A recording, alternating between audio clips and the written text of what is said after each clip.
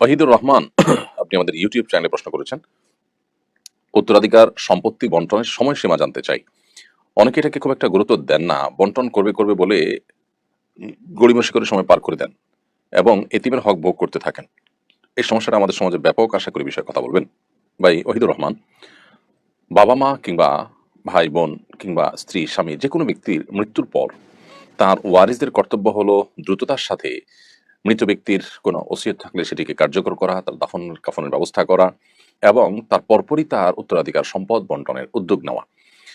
আমাদের দেশে উত্তরাধিকার সম্পদ বছরকে বছর পড়ে থাকে, বন্টন করা হয় না, অবন্টিত থাকে। এটা অনুচিত কাজ। বিশেষ করে এই কাজ থেকে অনেক অন্যায়ের দুয়ার উন্মোচন হয়।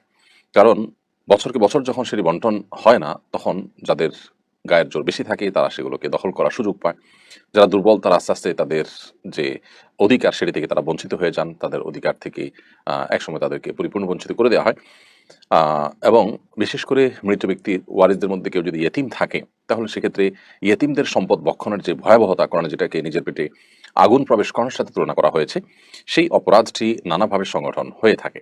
আর এই কারণে একজন বিচক্ষণ, একজন দায়িত্বশীল, একজন মুসলমান হিসেবে আমাদের কাজ হবে যে আমাদের প্রিয় কোনো ব্যক্তি যার ওয়ারিস আমরা, আমাদের রক্ত সম্পর্কে কোনো ব্যক্তির মৃত্যুর পরপর তার দাফন কাফন, তার ওসিয়তের কার্যকর করার পরপর, ঋণ থাকলে এটা পরিশোধ করার পরপরই দ্রুততার সাথে তার পরিত্যক্ত সম্পদ বন্টন করা।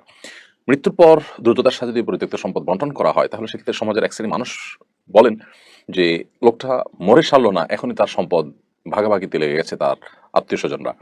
এটাকে সমাজ খারাপ চোখে দেখে। তো সমাজের এই খারাপ চোখে দেখাটাকে আমলে না নিয়ে বরং যত বিলম্ব হবে তত এখানে পরস্পরের অধিকার নষ্ট হওয়ার ব্যাপার থাকবে, সেটি মাথায় রেখে দ্রুততার সাথে এই উত্তরাধিকার সম্পদ বন্টন করাই হলো কর্তব্য। যদি কোনো ফ্যামিলিতে উত্তরাধিকার সম্পদ বন্টন একটু পরে হলেও কেউ কারোর প্রতি কোনো প্রকার হক নষ্ট হওয়ার কোনো আশঙ্কা না থাকে, অথবা এতিম কোনো শিশু না থাকে ওয়ারিসদের মধ্যে, সেরকম কোনো রিস্ক না থাকে, ভাই বোনরা নিজেরা স্বেচ্ছায় তাদের সম্পদগুলোকে যৌথ রেখেছেন এবং তাদের মধ্যে বোঝাপড়া আছে, শরিয়ার নিয়ম অনুযায়ী তারা বাবা মার রেখে যাওয়া সম্পদ বা মৃত ব্যক্তির রেখে যাওয়া সম্পদকে তারা বন্টন করবেন। এখন তার যে লভ্যাংশ বা তার সেখান থেকে প্রাপ্ত যে সম্পদ সেটা তারা বন্টন করছে। এরকম যদি হয় যে তারা তাদের মধ্যে মিউচুয়াল আন্ডারস্ট্যান্ডিং আছে এবং কোনো প্রকার জুলুম কেউ কারোর প্রতি করছে না, শরিয়া নিয়ম অনুযায়ী করছে, তাহলে সেটা জায়েজ আছে। কিন্তু দীর্ঘদিন পর্যন্ত ফেলে রাখার এই কালচারটা মোটেও ভালো কালচার নয় এবং দ্রুততার সাথে বন্টন করা উচিত। যদিও শরিয়ত এক্ষেত্রে নির্দিষ্ট কোনো সময় বেঁধে দেয়নি যে এতদিনের মধ্যেই বন্টন করতে হবে, তবে যত দ্রুত সম্ভব এগুলো বন্টন করে ফেলাটাই হলো বিধেয় এবং উত্তম। মাহমুদুল হাসান লিখেছেন, রাসেল ভাইপার সাপ নিয়ে ব্যাপক আলোচনা হচ্ছে। বিষধর এই সাপ সম্পর্কে কেউ কেউ বলছেন এগুলো মেরে ফেলা উচিত, কেউ কেউ বলছেন সাপ হত্যা করা উচিত না, কারণ সাপের বিষ দিয়ে ওষুধ তৈরি হয়। প্রশ্ন হলো সাপ হত্যার বিধান কি? দেখুন, যে কোনো জীবজন্তু মানুষের উপদ্রবের কারণ যদি হয়, তাহলে সেক্ষেত্রে সেটিকে হত্যা করা আসলে এই দৃষ্টিকোণ থেকে জায়েজ আছে, না জায়েজ কোনো কাজ নয়। তবে উপদ্রবের কারণ না হলে অযথাই কোনো প্রাণীকে দেখেই হত্যা করতে উদ্যত হওয়া বা হত্যা করতে চাওয়ার ভিতরে কোনো কল্যাণ নিহিত নেই। আমাদের সমাজে অনেকে আছেন, বেশ অনেকগুলো প্রাণী দেখলে অযথাই সে প্রাণীকে হত্যা করা বা উত্ত্যক্ত করা, এটা করে মজা নেওয়ার চেষ্টা এক ধরনের মানুষ করে থাকেন, যেটা একেবারে গর্হিত কাজ। প্রত্যেকটা প্রাণীকেই দয়া এবং মায়া দেখানো ইসলামের শিক্ষা। তবে হ্যাঁ, কোনো প্রাণী বিষধর, কোনো প্রাণীর উপদ্রব থেকে আমরা বাঁচতে চাচ্ছি, আমাদের ফসল হানি করছে, আমাদের ডিস্টার্ব করছে, নানাভাবে কষ্টের কারণ হচ্ছে, তাহলে সেক্ষেত্রে সেগুলোকে হত্যা করা সম্পূর্ণ জায়েজ আছে। তারই অংশ হিসাবে বিষধর কোনো সাপ যদি হত্যা করার প্রয়োজন হয়, যেটি আমাকে কামড় দিতে পারবে বা অন্য কাউকে কামড় দিতে পারে বা ক্ষতিগ্রস্ত হওয়ার আশঙ্কা আছে, সেই জায়গা থেকে হত্যা করতে চাইলে সেটি জায়েজ আছে। তবে সাপের অনেক সাপ আছে যে সাপগুলো মূলত জিন সাপের আকৃতি ধরে থাকে, শয়তান সাপের আকৃতি ধারণ কথাও বিভিন্ন হাদিসে বর্ণিত আছে। এক্ষেত্রে যদি সে জিন হয়ে থাকে সেজন্য চলে যায়, এই মর্মে ৩ বার বলে তারপর যদি তার অনিষ্ট থেকে বাঁচার জন্য হত্যা করার প্রয়োজন হয়, হত্যা করার জায়েজ আছে, সে মর্মে হাদিসে বর্ণনা রয়েছে। তার মানে কোনো সাপ যদি, যে কোনো জিন যদি সাপের আকৃতি ধারণ করে থাকে, তাহলে সে নিজ দায়িত্বে চলে যাবে যদি আপনি ৩ বার তাকে বলে থাকেন। আর যদি না যায়, তাহলে সেক্ষেত্রে সে জিন নয় বরং প্রকৃতই সাপ, সেটি আপনি জেনে তাকে চাইলে হত্যা করতে পারেন, যদি তার ক্ষতি থেকে আপনি নিজেই বা অন্য কাউকে বাঁচার প্রশ্ন থাকে। আর যদি সেরকম কোনো প্রশ্ন না থাকে, যেটি বললাম যে অহেতুকই যে কোনো প্রাণী হত্যা করার ব্যাপারে শরীয়ত আমাদেরকে উৎসাহ দেয় না। আর সাপের বিষ দিয়ে ওষুধ তৈরির কথা যেটি বলছেন, যে বন্য সাপ দিয়ে সাধারণত ওষুধ বানানো হয় বলে আমার জানা নেই। ওষুধ বানানোর জন্য আলাদা খামারে সাপ পোষা হয়, পালিত হয়, সেখান থেকে সেগুলো থেকে ওষুধ তৈরি করা হয়। অতএব এই বন্যা, রাস্তাঘাটে, খালে বিলে চলা সাপ ধরে ধরে তার ওষুধ তৈরি করা হয় না। এগুলো মানুষের উপদ্রবের কারণ হলে সেগুলোকে, ক্ষতির কারণ হলে সেগুলোকে হত্যা করাতে শরীর দৃষ্টিকোণ থেকে মৌলিকভাবে নিষেধাজ্ঞা নেই। তবে ওই যে মূলনীতি মাথায় রাখতে হবে যে অহেতুক কোনো প্রাণীকে হত্যা করা বা দেখলেই সেটাকে তাড়িয়ে বেড়ানো অথবা উত্ত্যক্ত করা অনেক প্রাণী ক্ষেত্রে আমাদের সমাজে অনেকে দেখা যায় এগুলো করে তারা মজা পেয়ে থাকেন, যেটা অনুচিত এবং নির্মমতা কিছুটাও। মোহাম্মদ আবু তালেব আপনি লিখেছেন, হাজী সাহেবগণ মোয়াল্লিম বা এজেন্সির জমজমের পানি সরবরাহ করছেন। হাজী সাহেবগণকে মোয়াল্লিম বা এজেন্সি জমজমের পানি সরবরাহ করেছেন। এই পানি না খেয়ে কোনো হাজী সাহেব যদি দেশে নিতে চান সেটা ঠিক হবে কিনা?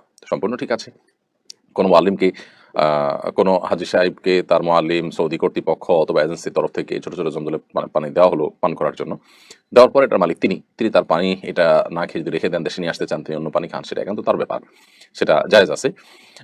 বিমানে পরিবহন করার ক্ষেত্রে এটা যদি সেফটির সাথে, নিরাপত্তার সাথে আনা হয় যে অন্যের লাগেজ বা নিজের লাগেজ সেখান থেকে ক্ষতিগ্রস্ত হওয়ার সম্ভাবনা থাকবে না, সেরকম দায়িত্বশীলতার সাথে যদি কেউ আনতে চান সেটা আনতে পারেন, তার ব্যাপার। যদিও সাধারণত বিমান কর্তৃপক্ষ থেকে নির্দেশনা থাকে এগুলো না আনার জন্য, কারণ এতে পানির বোতল ফেটে অন্যদের বা নিজের মালামাল ক্ষতিগ্রস্ত হতে পারে সেই জায়গা থেকে। তো সেরকম আশঙ্কা থাকলে সেটা করা উচিত হবে না, কারণ আমি এমন কোনো কাজ করা জায়েজ হবে না যে কাজ দ্বারা আমি নিজে কিংবা অন্য কেউ ক্ষতিগ্রস্ত হতে পারি। নবী সাল্লাল্লাহু আলাইহি ওয়াসাল্লাম বলেছেন, লা দারারা ওয়ালা দিরারা, নিজে কিংবা অন্য কারো ক্ষতি করার কোনো সুযোগ ইসলামে নেই। অতএব সেটি যদি শঙ্কা থাকে তাহলে জায়েজ নয়। তবে নিজ দায়িত্বে যদি সেটাকে তিনি খুব ভালোভাবে যথাযথভাবে সংরক্ষণ করে আনেন যে এটি অন্য কারোর বা নিজের কোনো জিনিসপত্র নষ্ট হওয়ার কারণ হবে না, তাহলে সেক্ষেত্রে সেটি নাজায়েজ হওয়ার কোনো কারণ নেই। বিশেষ করে মোয়াল্লিম বা এজেন্সি কিংবা সৌদি গভর্নমেন্ট যে পানি দিয়ে থাকেন হাজিদেরকে রুমে, রুমে, হোটেলে, হোটেলে অনেক সময় ছোট, ছোট বোতল সরবরাহ করেন, সব ক্ষেত্রে দেয় যে সবাই তাও না। যদি এরকম দিয়ে থাকেন তাহলে সেক্ষেত্রে সেটা আপনি নিয়ে আসাটা একান্ত আপনার ব্যক্তিগত বিষয়, নাজায়েজ নয়। তামান্না চাঁদনী আপনি লিখেছেন, আমার পরিবারের কাউকে না জানিয়ে বিয়ে করেছে। এজন্য আব্বু তাকে ঘর থেকে বের করে দিয়েছেন। এই পরিস্থিতিতে আব্বুর আসলে কি করা উচিত ছিল? উম আপনি প্রশ্নটা সম্ভবত কিছুটা আ কোনো শব্দ বা কোনো কিছু অংশ বাদ পড়েছে। আমার পরিবারের কাউকে না জানিয়ে বিয়ে করেছেন। কে? আপনার বোন কিংবা ভাই কেউ আপনার পরিবারের কাউকে না জানিয়ে বিয়ে করেছেন। এজন্য আপনার বাবা তাকে ঘর থেকে বের করে দিয়েছেন। ব্যাপারটা যদি এরকম হয় তাহলে আ আমি বলব যে বাবার কি করা উচিত ছিল এটি নির্ভর করে যে আসলে ঘটনা কি ঘটেছে তার উপরে। যদি সন্তানদের কেউ বাবা-মাকে না জানিয়ে বিয়ে করেছে এবং বিয়ে করাটা তার জন্য জরুরি ছিল না, এবং আজকাল যে বিবাহ বহির্ভূত অবৈধ সম্পর্ক হয়ে থাকে, হারাম রিলেশন হয়ে থাকে, সে হারাম হারাম রিলেশনটাই চূড়ান্ত রূপ নিয়ে বিয়ে পর্যন্ত ঠেকেছে, অথচ এটি অপাত্রে হয়েছে এবং যথাযথ জায়গায় হয়নি, এবং আপনার এমন কাজ করে বসেছে সন্তান যেটি আসলে কোনোভাবেই তার তার ফ্যামিলির সাথে যায় না, অথবা দিনদারিতার ক্ষেত্রে ঘাটতি আছে, অর্থাৎ যৌক্তিক কোনো গ্রাউন্ড যদি থাকে এক্ষেত্রে, তাহলে বাবা মার আপত্তি করার স্কোপ আছে। কুফু বা সামঞ্জস্য বিয়ের ক্ষেত্রে রক্ষা করাটা সুন্নাহ।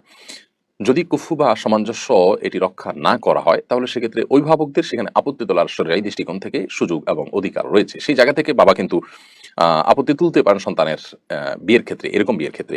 আর যদি সেরকমটি না থাকে তাহলে সেক্ষেত্রে বাবার আপত্তি তোলা উচিত নয়। কারণ হলো সন্তান বিয়ে করেছে, যদি অভিভাবকের মাধ্যমে বিয়ে করাই হলো উচিত। আল্লাহ সুবহানাহু ওয়া তাআলা কোরআনে কারিমে অভিভাবকদেরকে নির্দেশ করেছেন, ওয়ানকিহুল আয়ামাকুমুস সালিহিনা মিন ইবাদিকুম ওয়া ইমামিকুম, তোমরা তোমাদের অধীনস্থদের বিয়ে দাও। এটা অভিভাবকদেরকে আল্লাহ নির্দেশ করেছেন। অতএব এটি অভিভাবকদের কর্তব্য। হ্যাঁ, কোনো অভিভাবক দেরি করেছেন, সময় পার করেছেন, দিচ্ছেন না, গড়িমসি করছেন, তার দিনের বুঝ নেই, তাহলে সেক্ষেত্রে সন্তান নিজ উদ্যোগে বিয়ে করার জন্য তিনি সচেষ্ট হতেই পারেন। বিশেষ করে ছেলে সন্তান হতে নিজের উদ্যোগ করতেই পারেন সবার মতে, আর মেয়ে সন্তান হলে হানায় মাঝাব অনুযায়ী প্রাপ্তবয়স্ক হলে নিজে করতে পারেন। তবে সর্বাবস্থা অভিভাবকদের মাধ্যমে এটি করাটা হলো উত্তম এবং উচিত, এবং শরিয়া সেই নির্দেশনাটাই করে। এখন সন্তান কোনো কারণে সেটি যদি ভায়োলেশন করে তাহলে যথাযথ পাত্রে মোটামুটি হয়েছে, একেবারে গাছে মাছে হয়নি, বা অনেক বেশি আপনার আকাশ পাতাল ব্যবধান হয়নি, অসামঞ্জস্য হয়নি, এরকম যদি হয় তাহলে সেক্ষেত্রে আমার মেনে নেওয়াটাই হলো উচিত, যদিও সন্তান ভুল করেছে তাকে সংশোধনে দিয়ে। অতএব এই বিষয়গুলোতে আসলে কি ঘটেছে, অ্যাকচুয়াল ঘটনা কি সেটা উল্লেখ করে তারপরে প্রশ্ন করলে আমরা যথাযথ উত্তর একেবারে টু দ্য পয়েন্টে দেওয়াটা সহজ হয়। আব্দুল্লাহ নোমান আপনি লিখেছেন, কোরবানির পর দিন ঢাকায় দেখা যায় ফকিরেরা কোরবানির দিন প্রাপ্ত কোরবানির মাংস বিক্রি করে থাকেন। গরিবেরা কোরবানির মাংস পাওয়ার পর বিক্রি করে দিলে কোরবানিতে তার কোরবানির কোনো ক্ষতি হবে কিনা? ভাই আব্দুল্লাহ নোমান, আপনার প্রশ্ন উত্তরে আমরা বলতে চাই যে কোরবানির পশুর গোশত এটি গরিব এবং অভাবী মানুষরা পাওয়ার পর এটা একান্তই তাদের অধিকার, এবং তারা তাদের গোশত নিজেরা খাবেন নাকি বিক্রি করে দিবেন না অন্য কাউকে দান করবেন সেটা একান্ত তাদের ব্যাপার। অতএব কোরবানির পশুর গোশত গরিব অভাবী মানুষরা যদি বিক্রি করে দেন, তাতে কোরবানির পশু যিনি কোরবানি করেছেন তার কোরবানির কোনো প্রকার ক্ষতি হবে না। আমাদের একটা জিনিস পরিষ্কার থাকা উচিত, যখনই আমি কোনো জিনিস কাউকে দিয়ে দিব, তখন এই জিনিসটা তার হয়ে যাবে, তখন আর আমার উপরে তার কোনো কিছু বর্তাবে না। নবী করিম সাল্লাল্লাহু আলাইহি ওয়াসাল্লাম একবার একজন কৃতদাসী তিনি সাদাকার গোশত রান্না করছিলেন, সেটা দেখে তিনি রসিকতা করে তাকে বললেন যে তোমার সাদাকার গোশত রান্না করছো, সরি তুমি দেখি গোশত রান্না করছো, সেখান থেকে আমাদেরকে অফার করবে না? তখন তিনি খুব স্বাভাবিকভাবে নবী সাল্লাল্লাহু আলাইহি ওয়াসাল্লামকে অফার করছিলেন, কিন্তু বলছেন ইয়া রাসূলুল্লাহ আপনি তো সাদাকা বা যাকাতের জিনিস খান না, আপনার বংশের লোকদের জন্য এটি তো হারাম করেছেন আল্লাহ তাআলা, তো এটি তো সেরকম গোশত। তখন নবী সাল্লাল্লাহু আলাইহি ওয়াসাল্লাম বলেছেন লাকি সাদাকাতুন ওয়া লানা হাদিয়াতুন, তোমার জন্য এটি সাদাকা হতে পারে, তোমার জন্য এটি আহ জাকাত হতে পারে, কিন্তু আমার জন্য সেটি হাদিয়া। কারণ তুমি যখন পেয়ে গেছো, এরপরে তুমি পেয়ে যখন কাউকে দিচ্ছ, তখন সেটি কিন্তু আর সাদাকার আওতায় থাকছে না, বরং সেটি কিন্তু সম্পূর্ণ ভিন্ন একটা সাধারণ গোষ্ঠীর পরিণত। তোমার জন্য তুমি সাদকা হিসাবে গ্রহণ করেছো, বাট গ্রহণ করার পর তুমি এখন মালিক, তুমি যা খুশি তা করতে পারো। তো এই হাদিসের আলোকে আমরা বুঝতে পারলাম যে মূলত নবী করিম সাল্লাল্লাহু আলাইহি ওয়াসাল্লামের নির্দেশনা ছিল এরকম যে সাদাকা হোক বা যে কোনো জিনিস হোক, প্রাপক পেয়ে যাওয়ার পর সেটা কি করবে না করবে সেটা একান্ত তার ইখতিয়ারাধীন বিষয় হয়ে যায়।